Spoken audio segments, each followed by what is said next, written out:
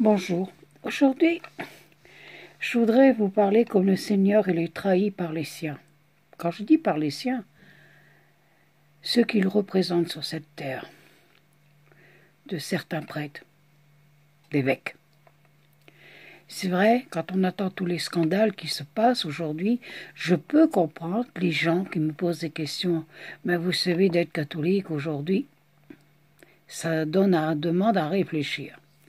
Bon, disons que moi, avec toutes les horreurs que j'attends et que je côtoie, ça ne m'enlève pas ma foi, au contraire, je me consacre encore plus à Dieu et comment vous expliquer, j'ai confiance. Seulement, ça me fait très mal au cœur de voir comme le Seigneur peut souffrir par certains de ses représentants. Quand on attend certains évêques qu'ils empochent de l'argent pour eux, pour leur luxe, pour des belles maisons, hein, comme ici encore un nouveau scandale qui s'est passé ici, hein. Ça s'est mis aujourd'hui même dans notre journal chez nous, hein, que bon il se fait construire une maison et tout, il y a sa maîtresse et tout, mais pour eux c'est normal. Alors on nous fait des sermons en chair, on nous dit vous devez bien respecter les commandements de Dieu, mais quand on voit comme le Seigneur il est trahi par ses prêtres, parce que nous, en tant que petits, nous pouvons demander pour aller avoir une audience à un évêque, vous ne l'aurez pas. Ils vont bien, si vous vous appelez Madame 2 ou Monsieur 2, alors là vous êtes accepté. Bien sûr, si vous mettez un chèque à l'appui, malheureusement. Alors que le Seigneur, lui, ça n'a rien à voir. C'est ça que pour beaucoup de chrétiens, aujourd'hui, se retirent.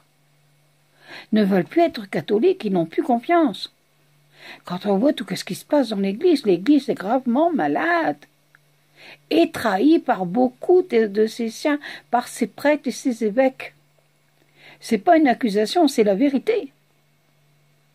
Alors, qu'est-ce que nous devons faire?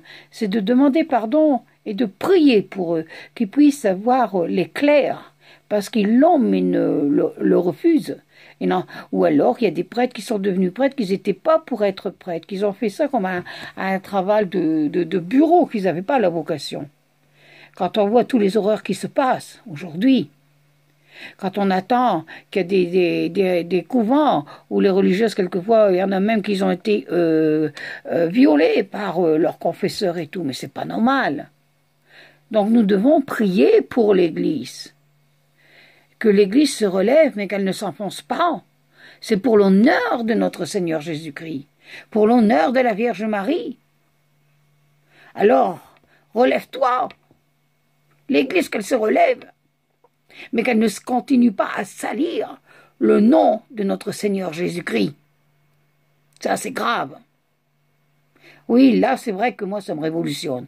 Quand j'entends tout ça, je dois être franche, quoi. Je peux pas comprendre. On nous fait des sermons, et quand on voit qu'est-ce qu'ils font, certains prêtres, vous savez, ça fait mal, hein. Là, vraiment, ça me retourne. Alors, je demande pardon pour eux, au Seigneur. Parce que le Seigneur, le sang a coulé sur la croix, mais il coule encore, vous savez. Mais il faut prier pour eux, parce qu'au moment de leur mort, croyez-moi, ils auront beaucoup à répondre. Et je voudrais pas être à leur place. Un représentant de Dieu qui s'allie comme ça, c'est grave.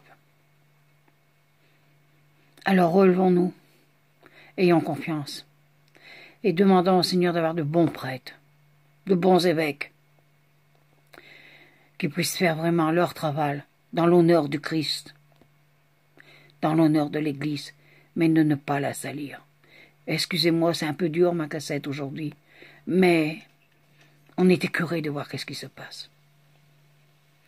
Alors, je vous dis à demain, je serai peut-être plus calme, hein, parce qu'aujourd'hui c'est vrai que ça me contrarie. Au revoir, en union de prière. Merci.